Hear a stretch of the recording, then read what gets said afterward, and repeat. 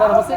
ఏంటి ఏం చెప్పాలనుకుంటున్నారు సీఎం రేవంత్ రెడ్డికి? మీకు వచ్చిన సమస్య ఏంటి? ఈ నల్ల టీషర్ట్ ఏంటి? నల్ల టీషర్ట్ల మీద తెలుగులో రాసినటువంటి పదాలు సార్, మేము సుమారు 40 ఏళ్ళు ప్రభుత్వంలో ఉద్యోగం చేసి ఒక 2 సంవత్సరాలు 2024 నుంచి రిటైర్ అయిన ఉద్యోగుల సంఘంగా ఈరోజు మేము ఈ రోడ్డు మీద రావడానికి పరిస్థితి పడ్డది. మీరు అడిగిన ప్రశ్నకు 40 ఏళ్ళు మేము ఉద్యోగంలో చేరిన నాడు ఇప్పుడున్న ప్రభుత్వంలో ఉన్న పెద్దలు ఎవరు రాజకీయాల్లో కూడా లేరు. ఆనాటి నుంచి మేము ఉద్యోగం చేస్తూ పైసా కూడబెట్టుకొని దాచుకున్న డబ్బు మేము రిటైర్మెంట్ అయిన రోజు ఇవ్వాల్సిన ధర్మకర్తగా ముఖ్యమంత్రిగా పరిపాలిస్తున్న ప్రజాపాలకుల దగ్గర ఉంటుంది.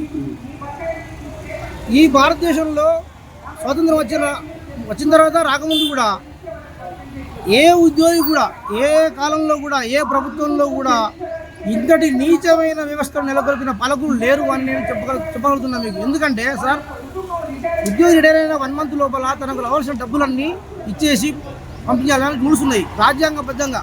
అవి మేము అడుకునేవి కావు. అట్లాంటి స్థితి నుండి 2 సంవత్సరాలుగా ఒక్కొక్క ఎంప్లాయీకి నాకు సపోజ్ 50 లక్షలు, నాలాగా 70 లక్షలు 80 లక్షలు దాచుకున్న డబ్బుతోటే ఉన్న వాళ్ళు యావరేజ్లో వేసుకుంటే ఒక 60 లక్షల రూపాయలతోటి 20,000 కుటుంబాలు ఇవాళ రోడ్డు మీద పడ్డాయండి. అందులో నుండి అప్పు పుట్టిన వాడు బతుకుతున్నాడు, అప్పు లేని పుట్టని వాడు మనోవేదతోటి 72 మంది ఇవాళ కూడా సర్వీస్ కొట్టదు అనిపోయాడు. ఇవాళ కూడా మేము ఇక్కడ ధరలో ఉన్నప్పుడు కూడా నిన్న ఒక సర్వీస్ కొట్టదు అనిపోయాడు, ఇవాళ ఒక సర్వీస్ కొట్టదు అనిపోయాడు. ఇప్పుడే మాకు విషయం వచ్చింది. మేము ఎంత ఆవేదన చెందుతున్నామంటే డబ్బులు ఇవ్వడానికి ఏం రాక్షసంలో ప్రభుత్వం అర్థమవుతుంది వాళ్ళది. ఎందుకు పరిపాలనలో డబ్బులు లేవంటాడు? డబ్బులు లేకపోవడానికి మీకు బుద్ధి ఉందా అసలు? డబ్బులు ఎవరు ఎట్లా అంటావు నువ్వు?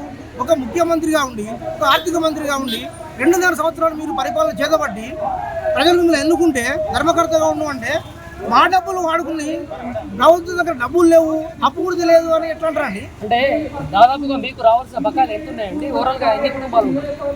22,000 సార్. జనవరి నాటికి 22,000 కుటుంబాలు. ఈ ఫిబ్రవరి కూడా కలుపుకుంటే ఇంకొక 500 కుటుంబాలు, దాదాపు 22,500 కుటుంబాల్లో ఒక 1000 కుటుంబాలకు కోర్టుకు పోతే కంటెంప్ట్ వేస్తే కొంతమందికి ఇచ్చిండ్రు. కొంతమంది మంత్రుల దగ్గర పైరవీలు చేసుకుంటే కొంతమందికి ఇచ్చిండ్రు. మా టీజీఓ నాయకులు కొంతమంది పైరవీ చేసి కొంతమందికి ఇప్పించారు. సుమారులో 1000 మందో 15 మందితో వచ్చిన్నాయి. మిగతా 21,000 మందికి అమాయకులు ముసలి వాళ్ళు అయిపోయారు, రకరకాల వ్యాధులు, వాళ్ళు ఎటు పోలేరు. వాళ్ళకు మాత్రం ఈ పరిస్థితి నడిగి రోడ్డు పడ్డది.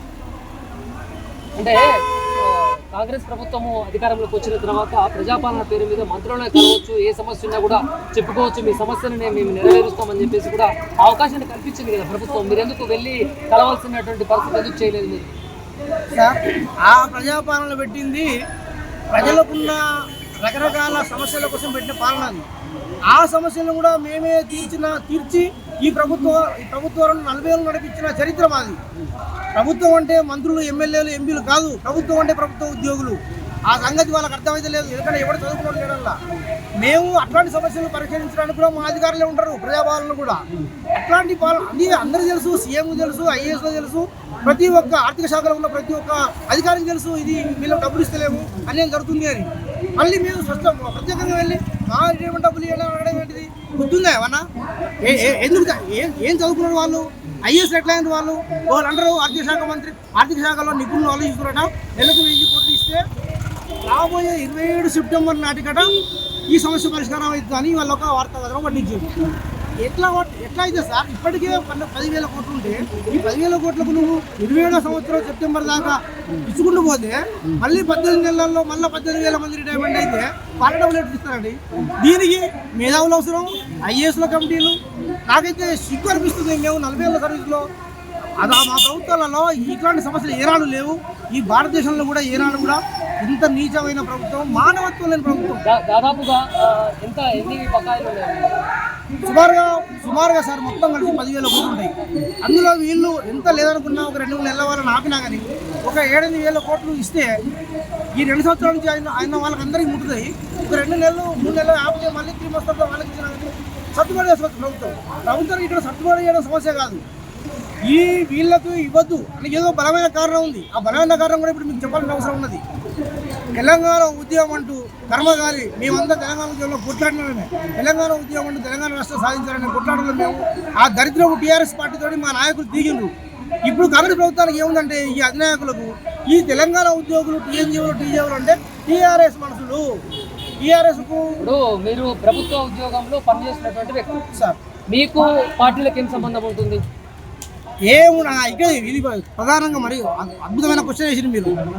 నేను స్పష్టం చేయదలుచుకున్నా, తెలంగాణ వచ్చిన కాడ నుంచి మా ఉద్యోగ సంఘాల నాయకులు, టీజీఓలు కావచ్చు, టీఎన్జిఓలు, మీకు అందరికీ తెలిసిన విషయమే, ఇది ఓపెన్, ఇదేమో సీక్రెట్ కాదు. మా టీఎన్జిఓస్ నాయకులు, టీజీఓ నాయకులు రకరకాల పదవులు తీసుకొని టీఆర్ఎస్ గవర్నమెంట్లో క్యాబినెట్లో ఊరేగి మా సంఘాలకు సంబంధించిన అన్ని హక్కులను కాలరాసి వాళ్ళు రాజభోగం అనుభవిస్తూ ఇవాళ మా సంఘాల నాయకులు కూడా క్యాబినెట్ మంత్రులుగా రాజ్యసభ వస్తున్నారండి. ఆ రాజ్యసభ, ఆ క్యాబినెట్ రాజ్యసభ కూడలేకనే ఈ ప్రజాపాలన ప్రభుత్వం, ఈ కాంగ్రెస్ ప్రభుత్వం, వీళ్ళంతా టీఆర్ఎస్లో రాజభోగం అనుభవించిన వ్యక్తులు కాబట్టి వీళ్ళు మనకు డబ్బులు ఇచ్చినా వీళ్ళు మనకు ఫేవర్లో ఉండరు. కాబట్టి వీళ్ళకు కక్షసాధింపు చర్యలో భాగంగా క్షేత్రస్థాయి ఉద్యోగుల వల్ల మరణం వైపు తరలిస్తున్నారు. అంటే మంత్రుల్ని మీరు ఎప్పుడైనా కలిసే ప్రయత్నం చేశారా? సీఎం దృష్టికి తీసుకుపోయే ప్రయత్నం ఎప్పుడైనా చేశారా అని అడిగితే మీరేం చెప్తారు? ఇంకోటి, ఈ నల్ల టీ షర్ట్ల మీద తెలుగులో రాస్తున్నది ఏంటి? తెల్ల కొటేషన్ ఏంటి? సార్ దీనికి చిన్న, మేము జనవరి 5వ తారీఖు నాడు అసెంబ్లీ ముట్టడి ప్రకారం పెట్టామండి. ఆ రోజు పెట్టిన రోజు నేను మా అధ్యక్షులు రిటైర్డ్ ఎంప్లాయీస్ వెల్ఫేర్ అసోసియేషన్ రాష్ట్ర కన్వీనర్ గారు, నేను ఇద్దరు స్వయంగా మేము అసెంబ్లీ గేటు దగ్గర మేము లోపలికి ట్రై చేస్తే పోలీసు వాళ్ళు మమ్మల్ని తీసుకెళ్ళి బేగం బజార్ పోలీసు వాళ్ళు పెట్టారు. ఆ రోజు చాలా వేల మందిని పోలీసు వాళ్ళు అరెస్ట్ చేసి పెట్టారు. ఆ సంఘటన పైన జరుగుతూ ఉంటే అసెంబ్లీ జరుగుతుంది కాబట్టి ఆ లోపల హౌస్లో ఉన్న కాటపల్లి వెంకటరామరెడ్డి గారు, గౌరవ కామారెడ్డి ఎమ్మెల్యే గారు, ఇదేంది వీళ్ళు ఏం జరుగుతుంది అంటే, ఈ విషయం ఇట్లా ఉంది, వాళ్ళకి బకాయిలు ఇవ్వాలి, వేల కోట్ల రూపాయలు బకాయిలు ఇవ్వాలన్నా వేల మంది వచ్చారు, అరెస్ట్ చేస్తున్నారండి అందరినీ అనేది ఆయన ఆవేదన చెంది, ఇది ప్రభుత్వమేనా, మన దగ్గర పనిచేసుకోవడానికి జీతం ఇవ్వకుండా ఎట్లా పని చేసుకుంటాం, 2 సంవత్సరాలే వాళ్ళు జీతం తీయడానికి కూడా జీతాలు వాళ్ళ డబ్బులు ఇవ్వకపోతే ఒక విషయం చెప్పండి, మీకు వ్యక్తిగతంగా ఎంత రావాల్సింది బకాయి? నా వ్యక్తిగతంగా సార్ నాకు 50 లక్షల వరకు రూపాయలు. మీ ఒక్కరికి 50 లక్షలు? నా ఒక్కరికి 50 లక్షలు. అది నాకు తక్కువ అమౌంట్. చాలా మందికి 60, 70 లక్షలు, 80 లక్షలు, 90 లక్షలు దాచుకున్న పైసలు 50 లక్షలు లేదు సార్. కొంతమంది దిగిపోయింది, ఉద్యోగం నుంచి దిగిపోయిన తర్వాత డబ్బులు వస్తే ఇల్లు కట్టుకోవచ్చు, ఇప్పుడు డబ్బు ఖర్చు పెట్టుకుంటే అట్లా వేస్ట్ అవుతుంది అని చెప్పేసి 10 రూల్స్ ప్రకారం 10,000 కట్ చేసిన అమౌంట్ను 20,000 కట్టేసింది సార్. కట్టేస్తే వాళ్ళకి 50 లక్షల దాకా అయినాయి. వాళ్ళు ఇప్పుడు 50 లక్షలు. సీఎం రేవంత్ రెడ్డి ఏమంటున్నారంటే బడ్జెట్ లేదు, దఫాల వారీగా ఇస్తాము, ఓపిక పట్టండి అని చెప్పేసి కొన్ని మీటింగ్లలో చెప్తున్నారు. సంతోషం సార్. నాకు వాస్తవంగా రేవంత్ రెడ్డి గారు డైనమిక్ లీడర్ కనిపించే మేము పోయినసారి గవర్నమెంట్లో ఉద్యోగులందరూ కూడా ఆయన డైనమిక్ లీడర్ అనే మేము సపోర్ట్ చేసినాం. ఇప్పుడు ఆయన డైనమిక్ లీడర్ నుంచి రాజభోగం వైపు మళ్ళీ అది దురదృష్టమో ఈ తెలంగాణ ప్రజల అదృష్టం అర్థమవుతుంది. ఎందుకంటే అది ధర్మకర్తగా ఉండాలనుకుంటలేడని రాజభోగం వైపు మళ్ళీ ఆయన మాటల్లోనే అత్యంత నీచమైన హేళనంగా మాట్లాడుతున్నాడు.